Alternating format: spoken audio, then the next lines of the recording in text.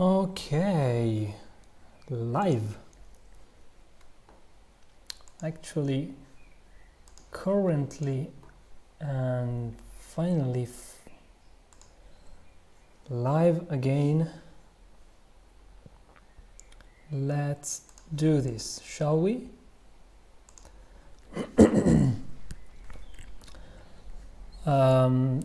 So the last time I was streaming, I've settled down the base for this application, which is initializing.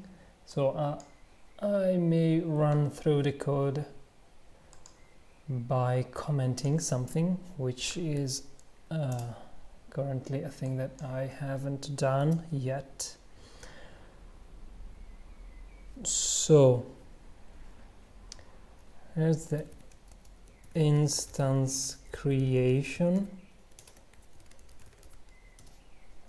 and that's one big chunk of code, followed by window creation,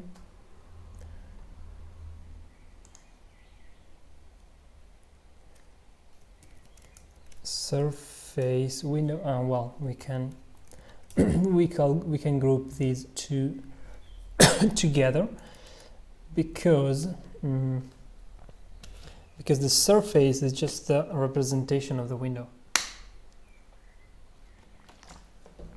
within Vulkan. So that is called surface, and in our case, since we are using Windows, that will be Win32, just a specialization of the generic surface extension. And by the way, whenever we start an instance, we need to request these two extensions, because otherwise we may end up with an instance that don't have these extensions. I mean, we may sometimes want an instance that don't require an image to be presented to the user, but in our case that is not the case. So we need the surface extension, and specifically in this case we need a Win32 surface extension.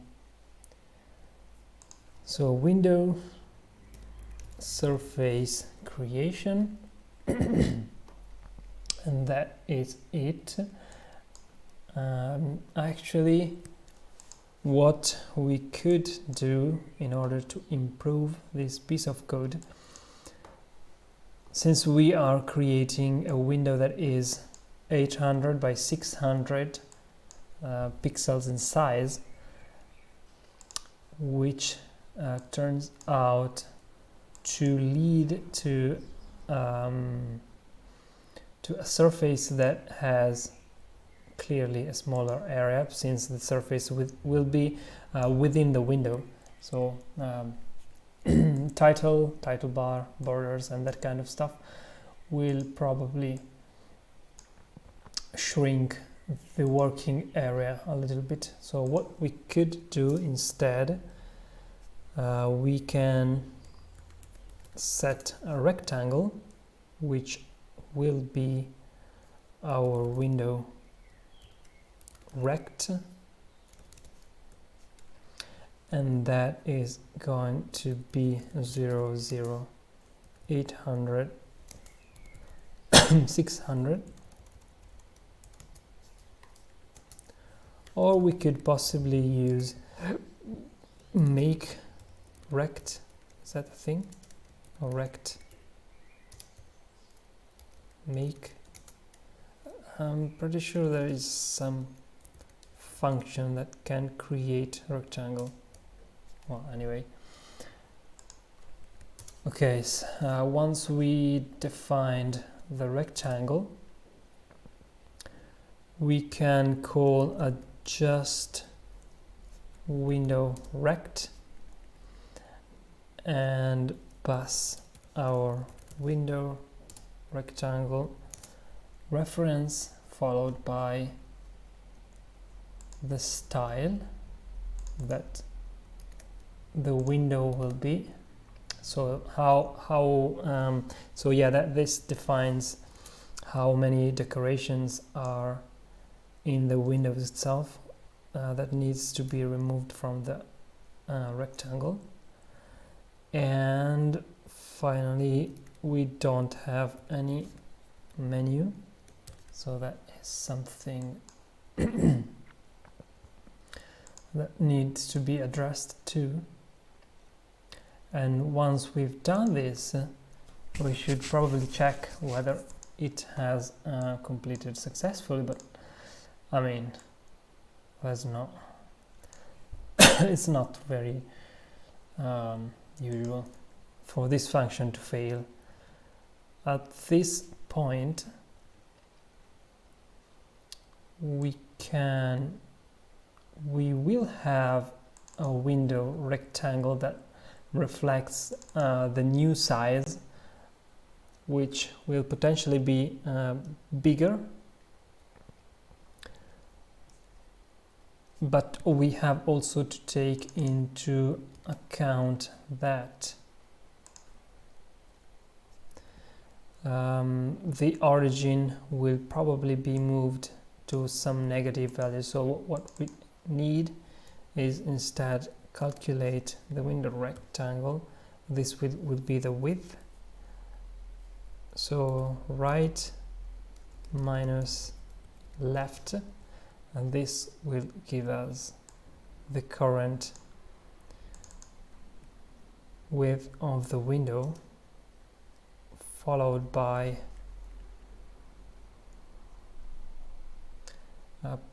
I should probably go on a new line, followed by window rect bottom minus top,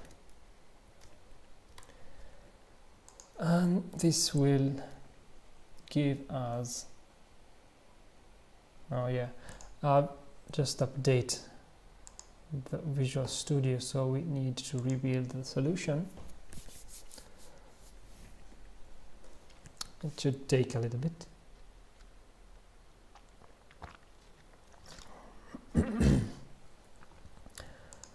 And that's it.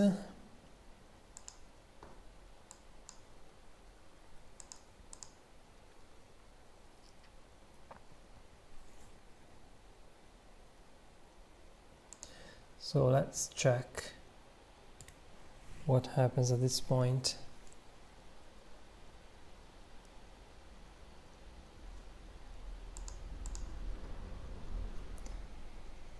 Indeed, it clearly changed value. Okay. So this is the current status. So what is happening here? Moving on,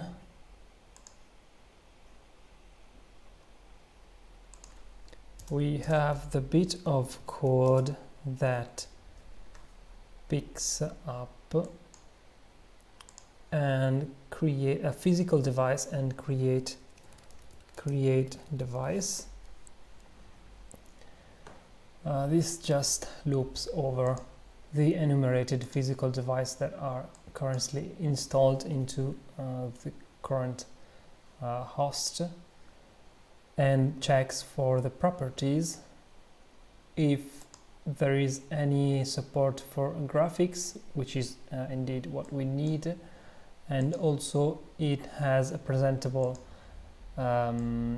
surface supported. And then after that we initialize the logical device, in which we also need a Swapchain extension, because we want to use the Swapchain in order to present something to the screen. So once we've done that, we can easily print the name of the device we are using. At that point, we can start to create our swap chain. So create swap chain. We've created device instance. Create the swap chain. We've also got a queue to work on. Then we've created a command pool.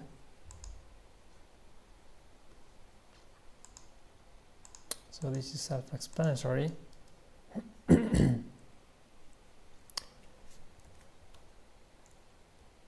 Let's say we want these two to stick together. So create, I don't know, useful objects, global objects.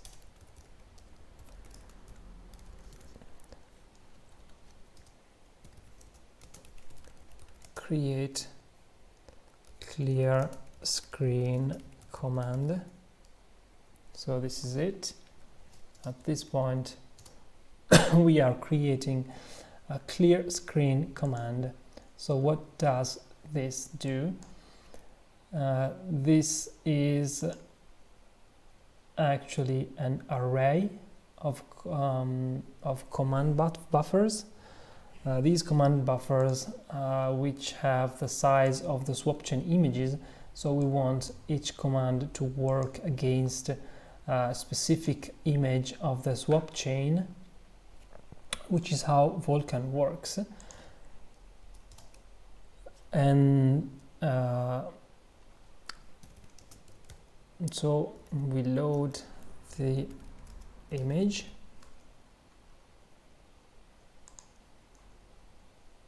Well, actually we could even swap these two.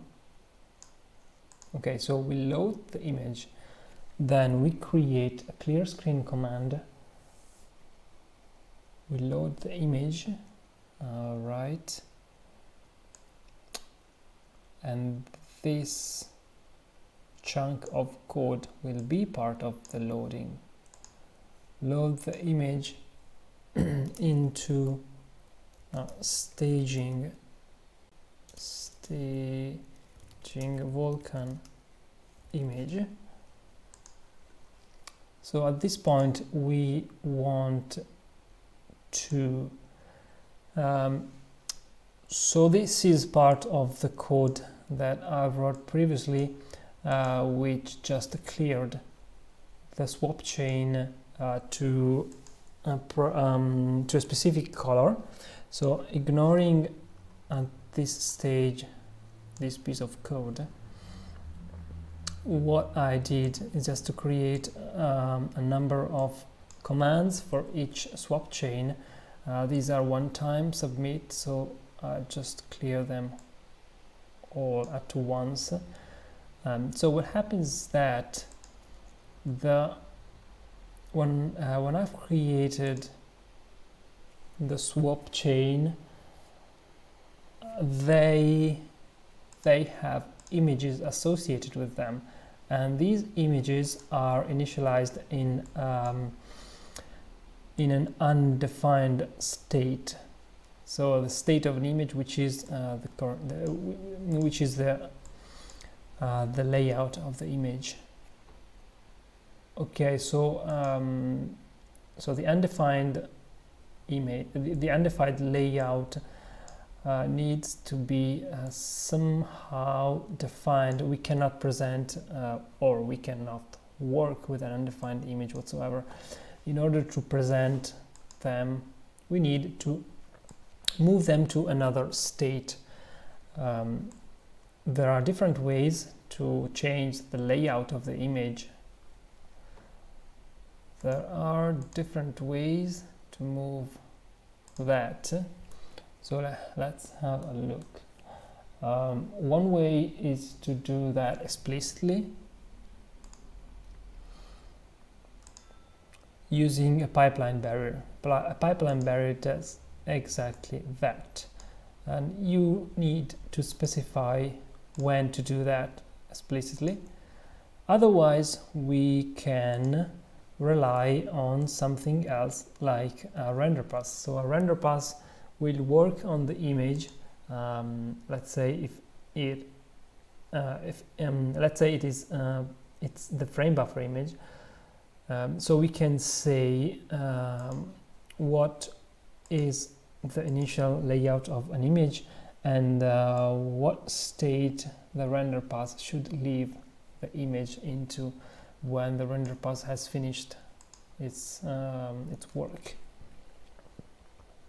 So we don't have any render pass at this stage, so we will be working with image barriers, and this is very simple image barrier which does what? So we need to move this image from undefined to transfer destination, and then we perform the clear value, because this is in the documentation. Clear this command, the clear color image command, requires an image to be either in general layout or transfer destination optimal, which is more optimal indeed. And then, since we want to present it later, we also need to perform another transition, which will be from the last known one, which was transfer, to what? Yeah, from transfer destination to present. Okay, we need it to be presentable.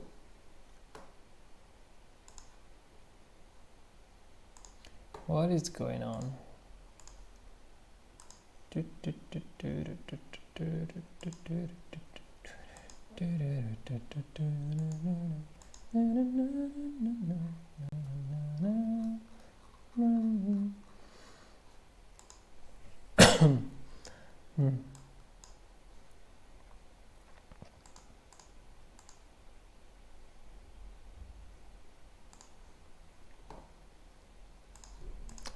Okay.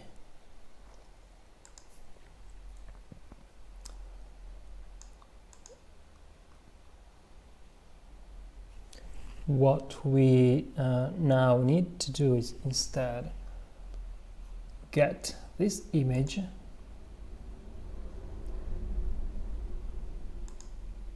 copy it into a staging image, and then issue a new command, which will be Vulkan blit. So where is the Vulkan blit? Create, acquire, allocate. We may find something here.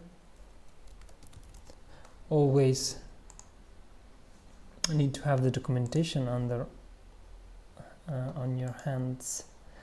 It would be better to have another screen with dedicated to the documentation, which is really something that you need to have available all the time, and maybe a third screen with the API directly. Otherwise, there is no way you could store in your memory all this stuff. So this is blit.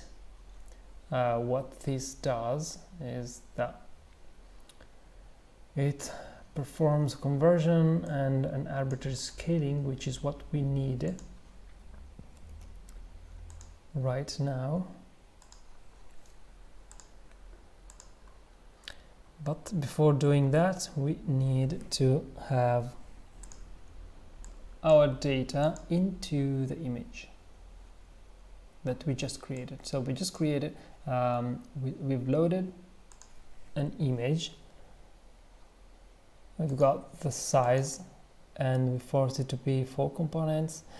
We've created an image, we've allocated some memory, we've bound them together, and then we have copied everything into the mapped memory, but turns out that is the wrong way of doing it, and this is what we ended up with. There is obviously some stride issues, so each line of the image has some padding which we really need to deal with. So how do we know image memory requirements? So I don't know where to find this information. So we got the size,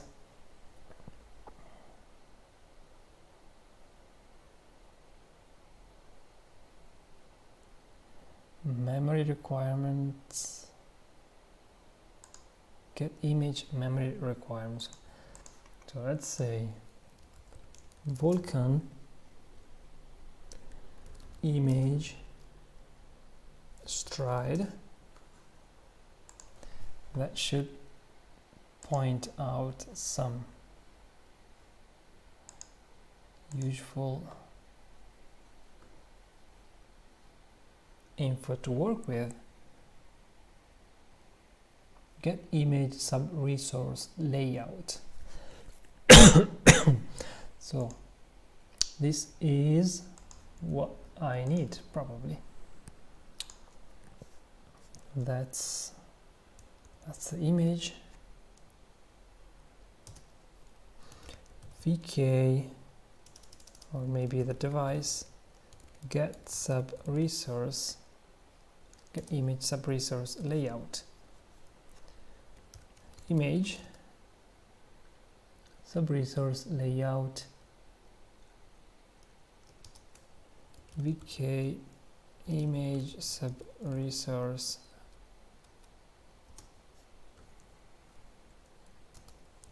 image layout.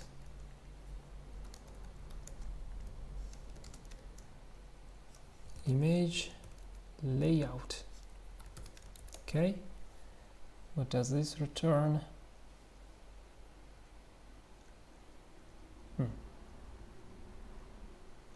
Sub-resource weight.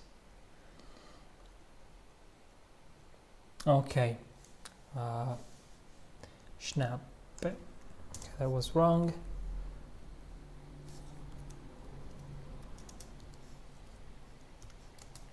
So VK sub-resource layout, image layout. What the? And we need to specify VK image sub-resource. Maybe we already have done somewhere. Nope. Documentation. So we need to specify what? We need to specify the aspect, which is color, the MIP level 0, array layer 0.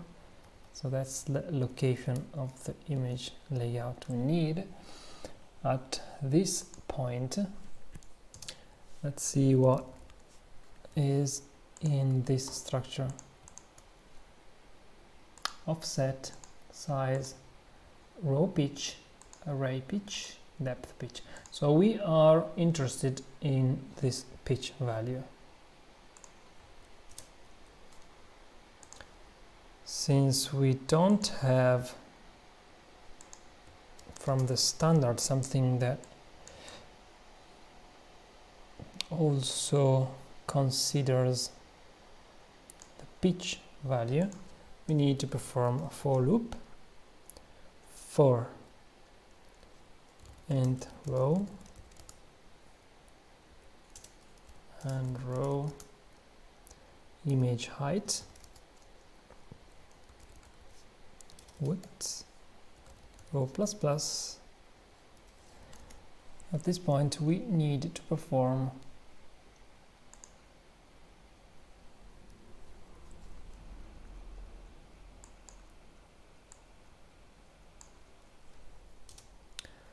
image layout dot row pitch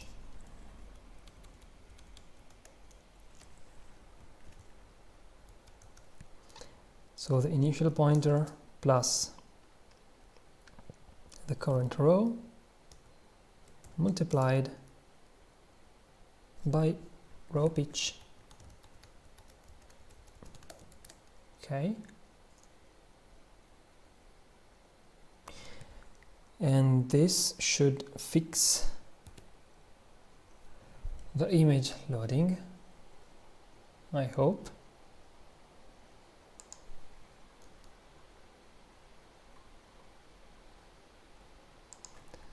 So let's try this again.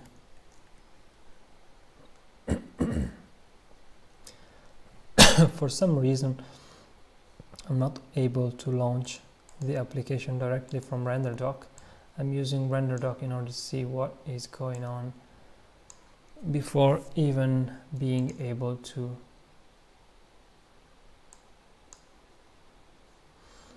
run the application. I mean to have the image on screen. Sample, don't save anything.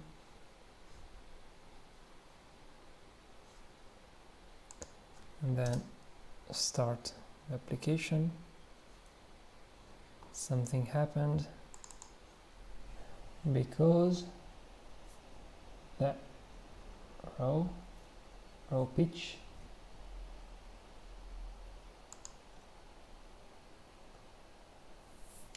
so why is that? Okay, let's do some math. Row pitch instead we have the image width, which is 631 by 4 2000 524 5. Instead this is 528, probably due to some alignment. Then we get the location of the image plus row multiplied by row pitch. That's the size.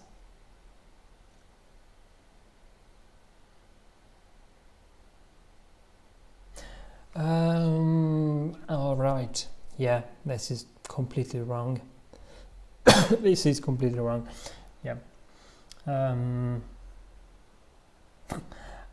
Okay. Yeah. So row, this is the source, this is the size, and this is the destination, right? So the source gets incremented by the image width. The size is always the same, which is image width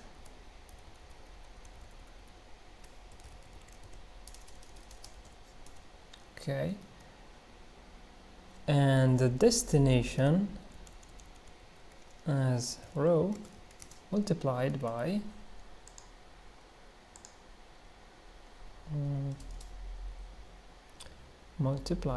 that.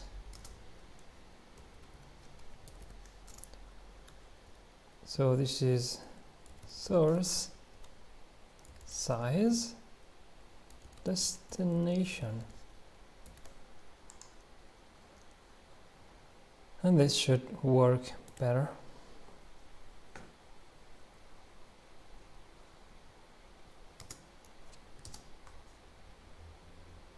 Okay, totally error free, and let's try this again. Capture a frame immediately, refresh this one, inject, go for it, and boom. What is that? Yeah, that is probably an attempt from RenderDoc.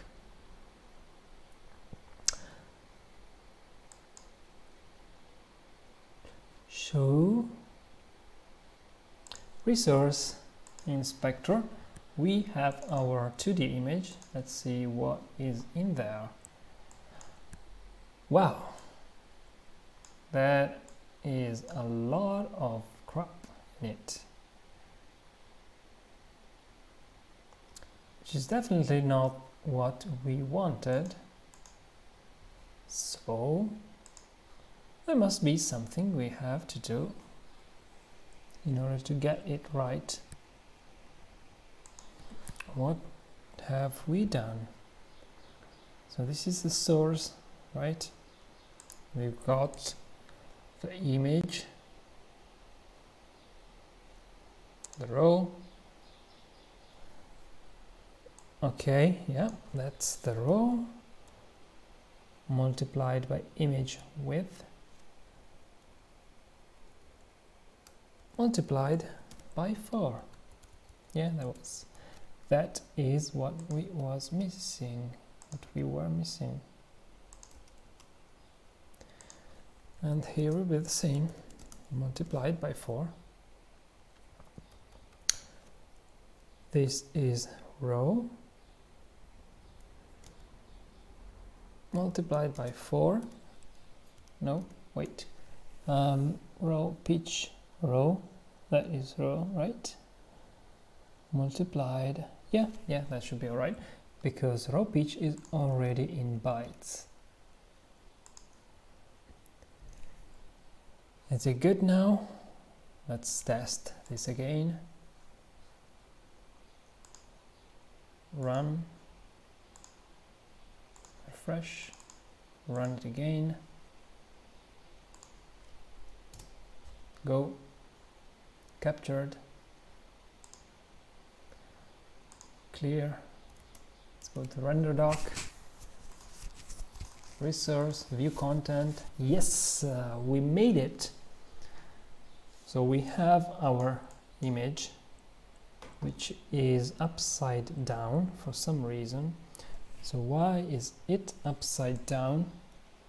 Well, that is because we've asked for an upside down image. So we can now revert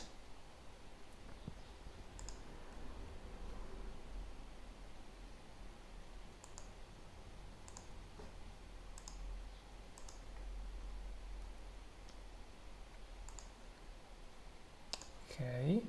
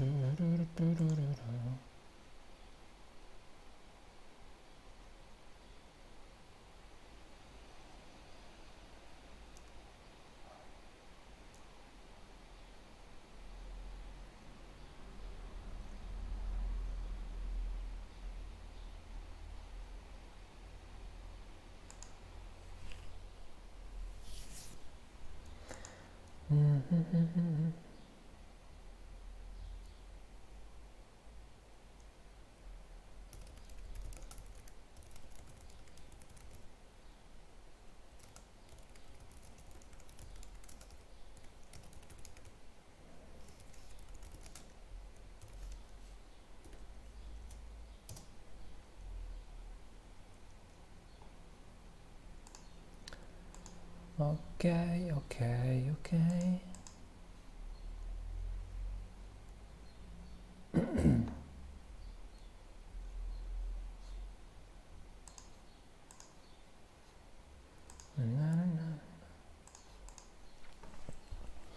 Bon, a parte qualche problema di casting, che problema c'hai? Cioè, facciamo un po' di casting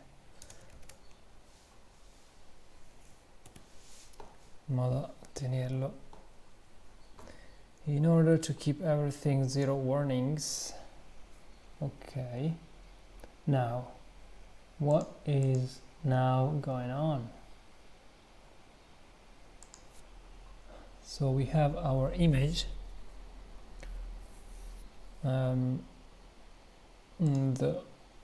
submit command Swapchain is in the right layout.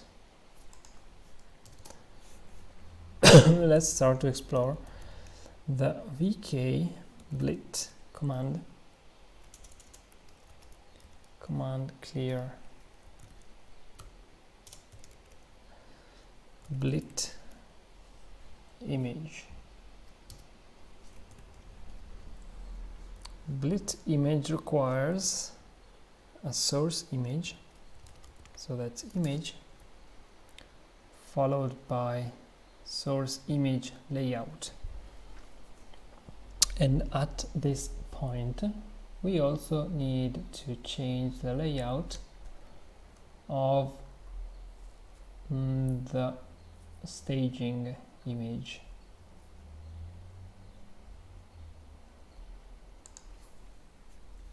So how to do that? We will be reusing our beloved structure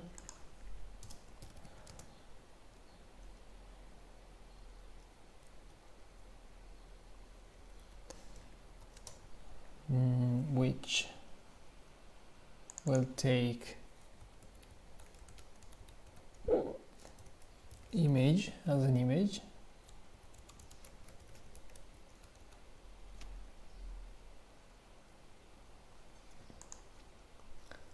we will move it to transfer read,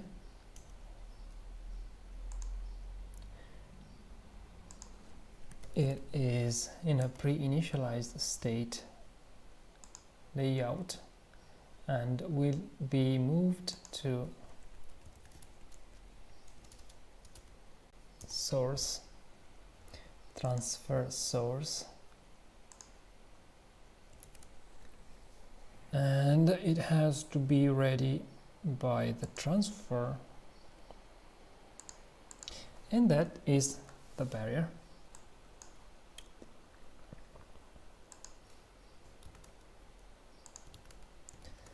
So that's it, we've got our image transitioned from pre-initialized to source transfer, and we can move on to the destination image, which is Swapchain images.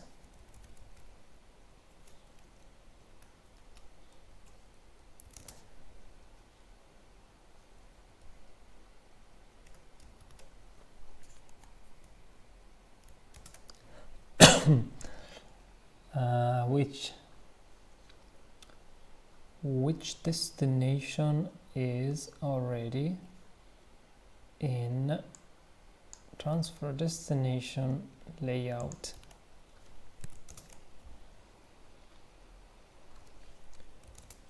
We are now required to pass an image blit region, which we haven't defined yet. vk image blit blip image blit blit region. Let's see what does this contain.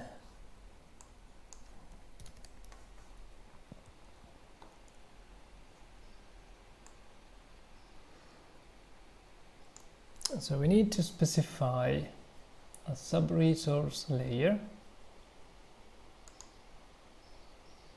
an offset, okay, looks pretty self-explanatory.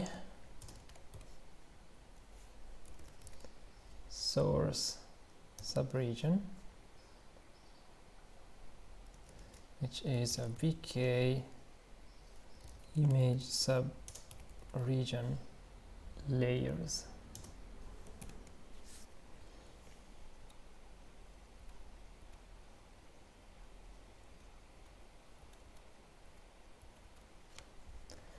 No help from IntelliSense, thanks very much.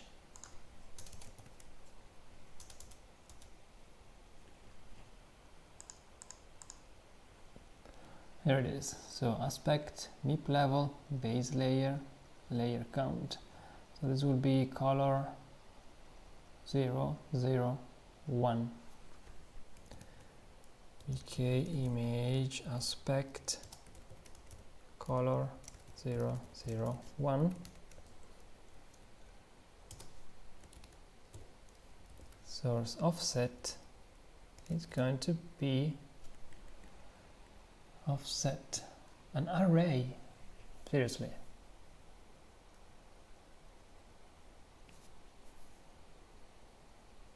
Why?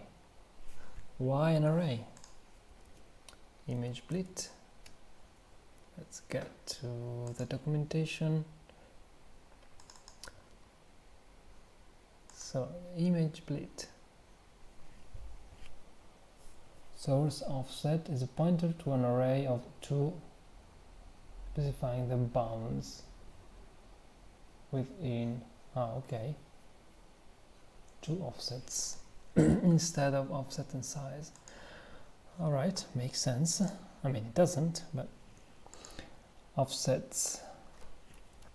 So offsets we can do this way. Offset 0 is 0. VK offset 3D of 0, 0, 0, and followed by source of offsets 1, VK offset 3D, it is image width, image height.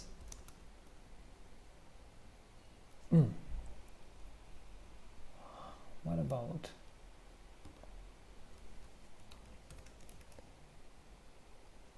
about the last one?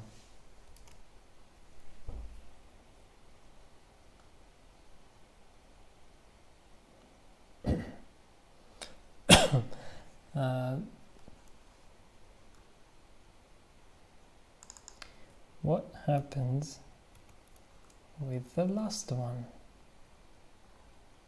No help from here. Thanks. Thanks a lot.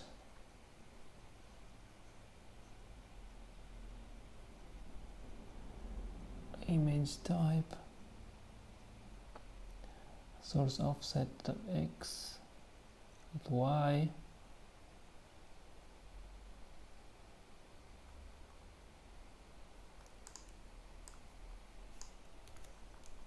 So source offset dot z must but be greater than or equal to 0 and less than or equal to the source image subresource depth. So 1 or 2 must be 0 and 1. Okay, that's it. That's what we needed to know. So 0 and 1. Next, destination.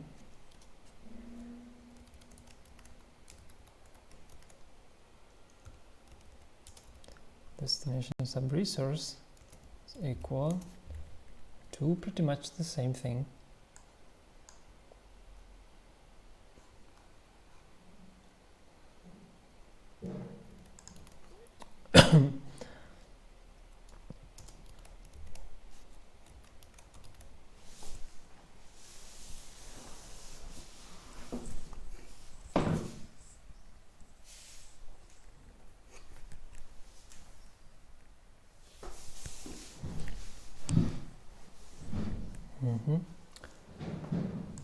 Okay.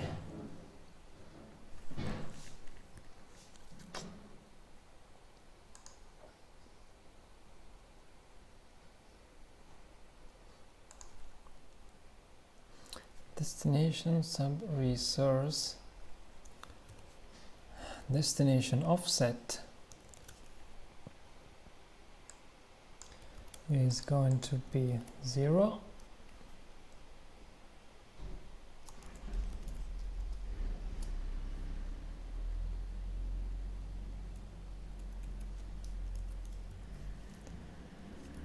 And destination offset to 1 will be Swapchain info. What is the Swapchain size?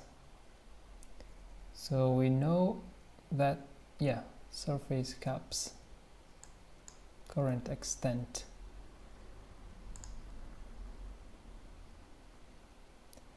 That's it. Current extent dot width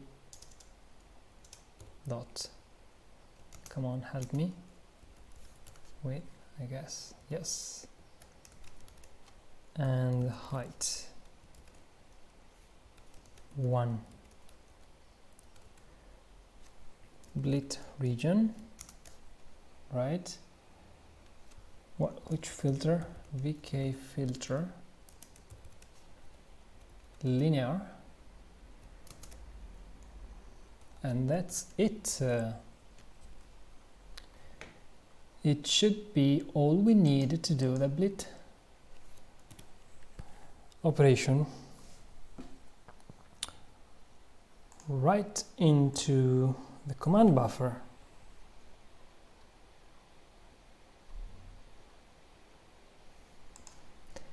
Let me get rid of this.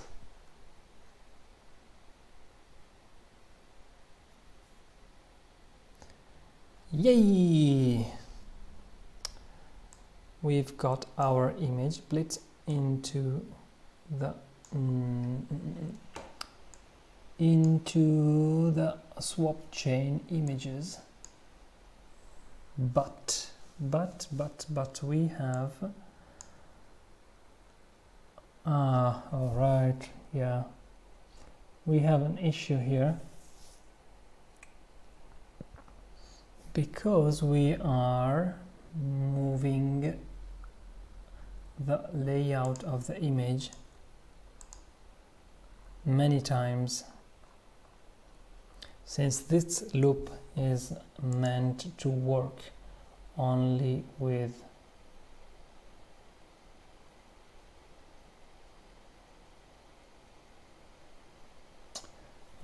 a single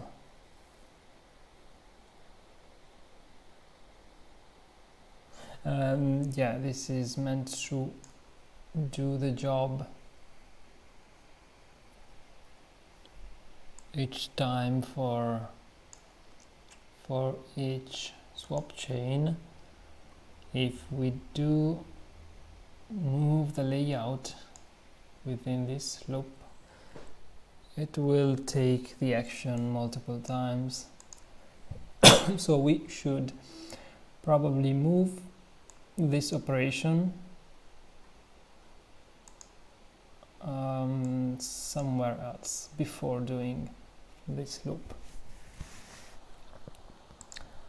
But other than that, we have successfully loaded an image into the frame buffer into the Swapchain,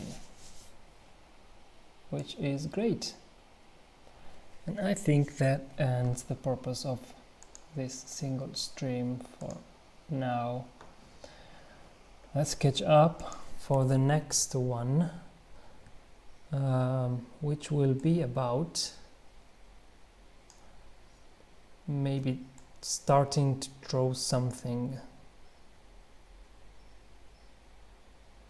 Yes, maybe we could start to draw something on screen instead of just moving stuff around.